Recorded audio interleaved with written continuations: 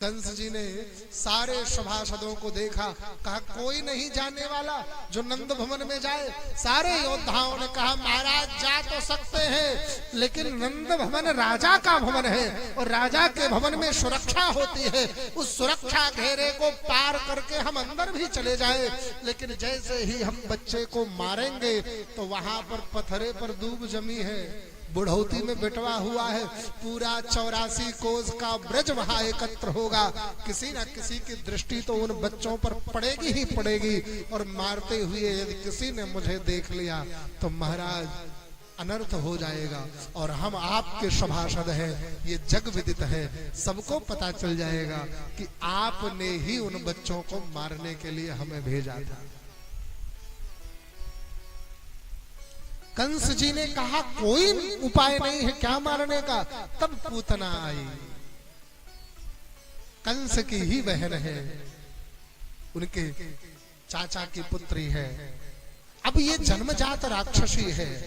जिस प्रकार द्रुमिल नामक राक्षस की छाया कंस के मां के गर्भ पर पड़ा था, उसी प्रकार उसी द्रुमिल की दृष्टि उसके मां के गर्भ पर भी पड़ा। तो दोनों राक्षस हो गए, कंस भी राक्षस और पूतना भी राक्षस हो गई। अब पूतना का तो एक अर्थ यह भी है, पूतना क्या, पूत जिसके कोई संतान ना हो वह पूतना कहलाती है। और संतति किसके नहीं होती, बोले अज्ञानता। इस संसार में अज्ञान का कोई वंश नहीं होता, अज्ञानी का कोई वंश नहीं होता, और ना ही अज्ञानता का कोई वंश है। हाँ, ज्ञान का वंश है, विद्या का वंश है। पूतना अविद्या का स्वरूप है। और मैंने पहले ही दिन कहा ना, कथा में जो भी श्रवण करना उसको अपने जीवन से जोड़कर देखना। यदि मैं आपको समझाऊं तो श्रीमद् भागवत कथा में जो गोकुल के नंद और यशोदा की कथा है, ये वास्तव में आपकी कथा है। इनका दर्शन गोकुल में मत करो, इनका दर्शन आप अपने जीवन में करो। कैसे, बोले धर्म का स्वरूप है नंद।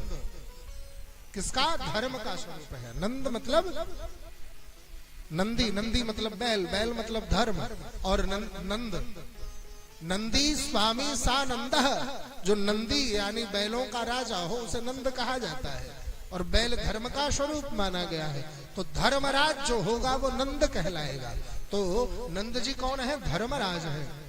और यशम ददाद सा यशोदा, जो यश प्रदान करे वो यशोदा। तो यश कौन प्रदान करता है, बुद्धि। ये बुद्धि आपको यश दिलाती है, मान सम्मान वैभव धन संपत्ति सब कुछ दिलाती है। और धर्म कौन है, बोले आत्मा।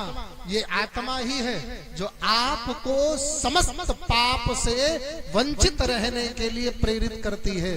लेकिन आप इस आत्मा की ना सुन करके इस मन की सुनते हो, तो मन के चक्कर में पड़कर, मन कौन है, बोले ये शरीर। शरीर में आत्मा राजा है और बुद्धि रानी है, मन नौकर है। पंच महाप्राण अपान व्यान उदान समान और प्राणान, ये पंच महाप्राण इस शरीर की रक्षा करने वाले हैं, पंच महाभूत जिनको कहा गया। अब आप इस मन की बात मान लो, विशुचि नामक मन की बात मानोगे तो मन नौकर। नौकर कभी चाहता है कि मालिक का भला हो, नौकर तो सदैव चाहता है कि इस मालिक से बड़े हम हो जाएं। तो आपका तो विकास करने से रहा, तो आपको तो भटकाएगा वो।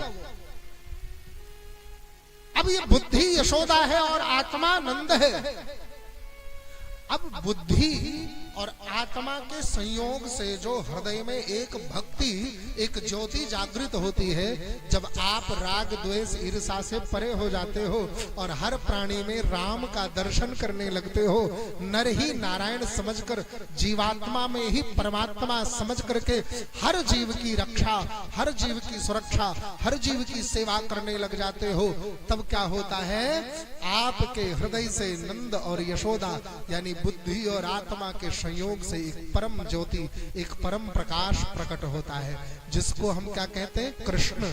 और जिस दिन वह परम प्रकाश, परम विवेक प्रकट हो जाए महाराज, उसी दिन आपके सबसे पहले अविद्या का नाश होगा। किसका नाश होगा, अविद्या का नाश होगा। जैसे आज पूतना, भगवान अभी तक किसी को मानने, भगवान रामावतार में भी ताड़का का नाश करते हैं और कृष्णावतार में भी पूतना का नाश करते हैं। दोनों अवतार में स्त्री का नाश इसलिए नहीं किया कि वो स्त्री द्रोही है। स्त्री को सबसे पहले इसलिए मारा कि अविद्या का जो स्वरूप है, जो अज्ञानता का स्वरूप है, जो जड़ है, जिनके कारण राक्षसों की उत्पत्ति होती है, उस जड़ को समाप्त करो। अज्ञानता से ही मोह की उत्पत्ति होती है और मोह से ही विनाश का मार्ग प्रशस्त होता है। तो कहा मोह के जड़ को मारना होगा। तो पूतना अपने आगे आई, स्वयं आगे आई। अच्छा, भागवत जी में मैंने पहले कहा कि भागवत कृष्ण है।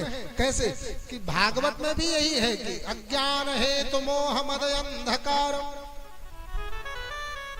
भागवत को सुनने से क्या लाभ है? व्यास जी से लोगों ने पूछा भागवत सुनने से क्या लाभ? हाँ, कहा महाराज, भाग्योदयेन बहुजन्म समर्जितेन शतसंगमं च लभते पुरुषो यदा वै। जब जन्म जन्मांतर के भाग्योदय हो तब जाकर के भागवत रूपी सत्संग प्राप्त होता है। तो लोगों ने कहा महाराज, इस सत्संग से गाड़ी बंगला यश वैभव बेटा बेटी मिलेगा क्या?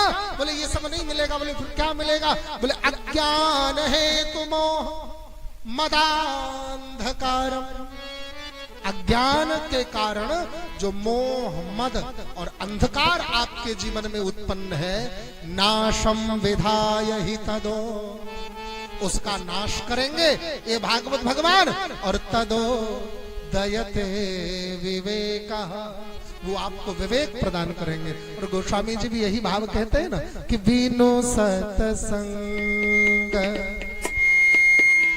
विवेक न होई, बिनु सत्संग विवेक न होई, बिनु सत्संग, बिनु सत्संग विवेक न होई, बिनु सत्संग विवेक न होए, राम कृपा बिनु सुलभ न सोई, राम कृपा बिन सुलभ न सोई। बिना सत्संग के विवेक नहीं हो सकता। इनमें से किसी का माइक सीटी ले रहा है, माइक चेक करिए। बिनु सत्संग विवेक न होई, बिना सत्संग के विवेक नहीं हो सकता। और जब सत्संग रूपी विवेक आपके जीवन में उत्पन्न होगा ना, जब परम ज्योति परम प्रकाश सच्चिदानंद रूपाय विश्वोत्पत्त्यादि हेतवे तापत्रय विनाशाय, बोले सत चित आनंद, जो सत्य है, जो चित्त है, जो आनंद है, जब सच्चिदानंद का प्राकट्य आपके जीवन में होगा, यानी चित्त मतलब प्रकाश, जब परम ज्योति का प्राकट्य आपके जीवन में होगा, तब आपके जीवन से सबसे पहले अविद्या का नाश होगा। सो यह पूतना चली है, भैया मैं जाऊंगी मारने, पूतना गई है भगवान के सन्मुख, भगवान पलने में सो रहे हैं। यशोदा मैया ने कहा देवी आपके लिए हम जल ले आवे, अगर आप हमारे लल्ला का ध्यान रख लो। तो पूतना ने कहा बिल्कुल, आप जाओ जल लेकर आओ, आराम से लाना, बढ़िया नाश्ता पानी भी लेकर आना, चाय कॉफी भी बना के लाना। हाँ, जाई रोगी को भावे सोई वैद्य बतावे। पूतना तो चाहती ही थी कि यहाँ से सब लोग चले जाएं और हम अकेले इस लल्ला को उठा पावे। महाराज जैसे ही पूतना ने भगवान की ओर पलने में देखा ना, तो आचार्य सुखदेव कहते हैं कि भगवान ने अपनी दोनों आंखें बंद कर ली। महाराज परीक्षित कहते हैं गुरुदेव परमात्मा ने आंखें बंद क्यों की? यद्यपि परमात्मा समदर्शी है, सबको एक समान देखता है, तो उसने आंखें बंद क्यों की? एक महात्मा कहते हैं राजन मैं बताऊं, भगवान की आंखें सूर्य और चंद्रमा है। एक आंख सूर्य है, एक आंख चंद्रमा है। सूर्य और चंद्रमा ने विचार किया, जिस परमात्मा के दर्शन के लिए समस्त संसार के प्राणी पागल है, आतुर है, व्याकुल है, उस परमात्मा का दर्शन करने के बजाय उस परमात्मा को मारने के लिए ये पापिन अपने आंचल में कालकूट विष लगाकर आई है। ऐसी पापिन को देखना भी महापाप है। सो इसलिए आंखें बंद कर ली, देखा नहीं। एक महात्मा ने कहा, सुनो, भगवान आए थे माखन मिश्री खाने को और यहाँ पूतना मौसी लेकर आई थी विष पिलाने को, तो वो आंख बंद करके भगवान शंकर का ध्यान कर रहे थे। बाबा, आपको तो विष पीने की पुरानी आदत है, आपने प्रैक्टिस कर रखी है, विष पहले भी पिया है, हमने पिया नहीं आज तक, तो हमको पता नहीं स्वाद कैसा लगता है, तो हम पचा पावे कि ना पचा पावे। सो आओ और पूतना मौसी के आंचल का विष आप पी लो और गोकुल का जो माखन मिश्री होगा उसको हम पालेंगे। सो भगवान शंकर को याद कर रहे थे, इसलिए भगवान ने आंखें बंद कर दी। परम पूज्य गुरुदेव भगवान कहते हैं कि परमात्मा ने मन ही मन विचार किया कि अगर आज इसको मैं मारूंगा तो एक गति देनी होगी, और गति कौन सी दूं? अगर मैं इसको सदगति दे देता हूं तो माता यशोदा नाराज हो जाएंगी कि ये दारी का मुझे अभी तक सदगति नहीं दिया और इस पापिन को दे दिया, और अगर मैं इसे सदगति नहीं देता, दुर्गति मिल जाती है इसको, तो मातृत्व का अपमान हो जाएगा। भले राक्षसनी है, भले ये मुझे मारने के लिए आई है, लेकिन अपने आंचल का पान कराने आई है, ये मातृत्व सुख को प्रदान करने आई है, ये माँ के वात्सल्य का अपमान ना हो जाए, इसलिए इसको कौन सी गति दूं। महाराज, परमात्मा ने आंखें बंद ही कर रखी है। सो मौसी ने उनको उठाया, अपने आंचल का पान कराने लगी। 1 मिनट, 2 मिनट, 3 मिनट, 4 मिनट सब सूख गया, कुछ नहीं बचा। अब धीरे धीरे श्वास खींचने लगे भगवान, अब उनका गला सूखने लगा, प्राण रुकने लगा। पूतना मौसी पगलाई, बाप रे बाप, कालकूट विष जिसको जिह्वा पर स्पर्श करने मात्र से बड़े से बड़ा जीव मर जाए, उसको ये इतनी देर से पान कर रहा है और ये मरा नहीं। इसको देखे जरा, जैसे आंचल से छुड़ाने की कोशिश करती है मौसी, भगवान और जोर से पकड़ लेते हैं, हम छोड़ने वाले नहीं है मौसी। थोड़ी देर में जब उनके प्राण को पीने लगे तो उनके पीड़ा होने लगी। अरे लाला, छोड़ दे, मैं मर जाऊंगी, मुझे पीड़ा हो रही है। भगवान और जोर से पकड़ते। परम पूज्य गुरुदेव भगवान कहते हैं, इसलिए पकड़ पकड़ करके संदेश दे रहे हैं, उनको इशारा कर रहे हैं, मौसी, मैं जल्दी किसी की बाह पकड़ता नहीं हूं, मैं जल्दी किसी को पकड़ता नहीं हूं, लेकिन अगर किसी को पकड़ लूं तो फिर उसको इतना जल्दी छोड़ता नहीं हूं, बिना पार लगाए नहीं छोड़ूंगा, आपको भी अब इस भवसागर से पार ही करूंगा। महाराज, वहां से पूतना मौसी उड़ी है, जंगल में आकर के पड़ी हैं, उनके पेट पर भगवान कन्हैया लेट रहे थे। संत कहते हैं कि वो इतनी बड़ी हो गई मरने के बाद, इतना विशाल काय शरीर हो गया उसका मृत्यु उपरांत कि उसके पेट पर सीढ़ी लगा करके सारे ग्वाल लोग चढ़े, तब भगवान को उतारे और लकड़ियां लाकर उसके ऊपर लगाए। अब ये सड़ जाएगी तो बीमारियां फैल जाएंगी, इसलिए उसको वहीं जला दिया। और जब जलाए तो जैसे चंदन की लकड़ी जले और पूरा वातावरण महकने लग जाए, वो पूतना भी जल रही है, तो वैसे ही पूरा वातावरण महक रहा है। महाराज, बाबा कहते हैं कि परीक्षित जी महाराज हाथ जोड़ लिए, कहे, गुरुदेव, एक बात समझ में नहीं आई। बोले, क्या?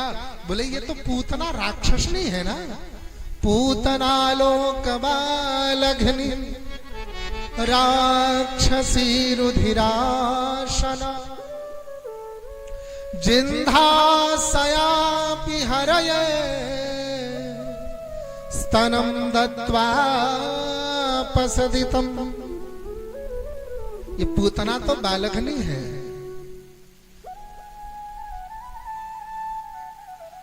बच्चों की हत्यारिन है, इसने बालकों को, बच्चों को मारा है।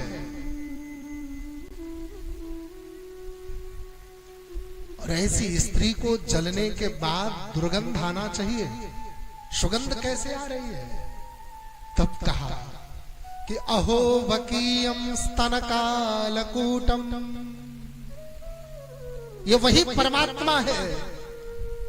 भागवत जी में जिस श्लोक को सुन करके मैं अपने पिताजी के पास गया था भागवत का रसपान करने के लिए, भागवत प्राप्त करने के लिए,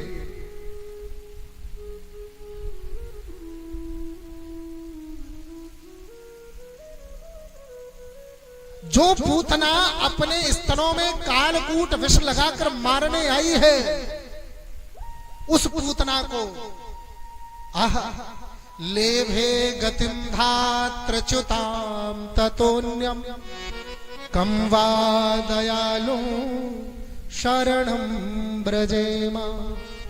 ये वही परमात्मा जो किसी के दुर्गुण को याद नहीं रखता। वो पूतना भले ही अपने स्तनों में कालकूट विष लगाकर पिलाने आई थी, लेकिन पूतना माँ बन करके आई थी, मौसी बन करके आई थी, मासी जो माँ के जैसी हो। और एक माँ ही किसी बालक को अपने आंचल का पान कराती है, तो अपने आंचल में छिपाया उसका पान कराया। तो भगवान ने कहा अगर इसको सदगति नहीं दी ना तो मातृत्व का अपमान हो जाएगा, फिर यशोदा मैया को भी सदगति नहीं देना होगा। तो इसलिए सदगति प्रदान कर दी। भगवान कभी अवगुण को याद नहीं रखता, भगवान सदैव सदगुणों को याद रखता है।